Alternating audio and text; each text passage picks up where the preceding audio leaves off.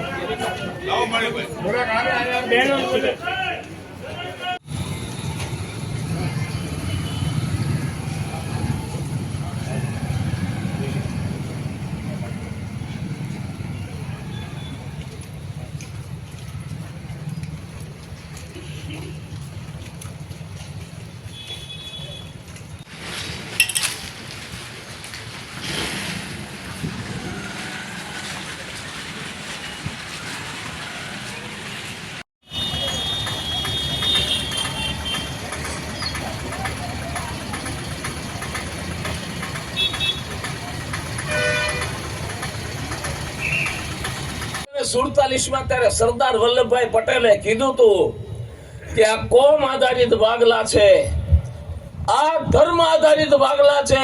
મોહમ્મદ અલી જીનાએ અલગ પાકિસ્તાનની માંગણી કરી છે અને તમે પાકિસ્તાનમાં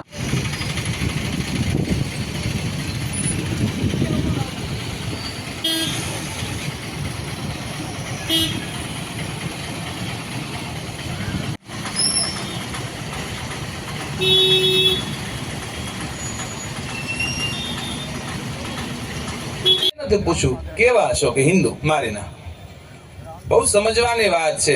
જો ઈ ખાલી હિન્દુ જોતા હોય ને આપણે હજી નાત જાતના વાડા લઈ લઈને બેઠા છીએ બાપ હજી કે હવે તો ભગવાન આવશે ને બધું કરી નાખશે, અમારી ક્યાં જરૂર છે। અને ત્યારે શિવજીના શબ્દ આ દરેક હિન્દુએ સમજવા પડશે।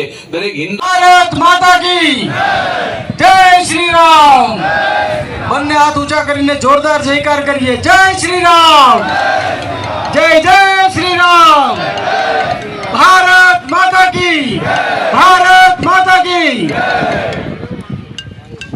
પણ તમને આટલી પણ તકલીફ અમારે નથી પડવા દેવી કે તમારે કોઈને પૂછવા જવું પડે કે તું કેવો છો। સિહોરના તમામ સનાતની હિન્દુ વેપારીની દુકાને બજરંગદળ દ્વારા એક સ્ટીકર મારવામાં આવ્યું છે, જેમાં સ્પષ્ટ શબ્દોમાં લખ્યું છે આ દુકાન હિન્દુની છે। આ જ શબ્દ, આ દુકાન હિન્દુની છે। આ સ્ટીકર વાંચી જોઈ તપાસ કરીને ખરીદી કરજો। જય શ્રી રામ। સમાજ માટે, સત્ય માટે, સત્યપૂર્ણ સમાચાર પ્રસારણ આપના મોબાઈલ પર તરત જ લાઈક કરો, શેર કરો અને સબસ્ક્રાઈબ પણ કરો। અને હા, ઘંટડી વગાડવાનું ન ભૂલશો। આભાર।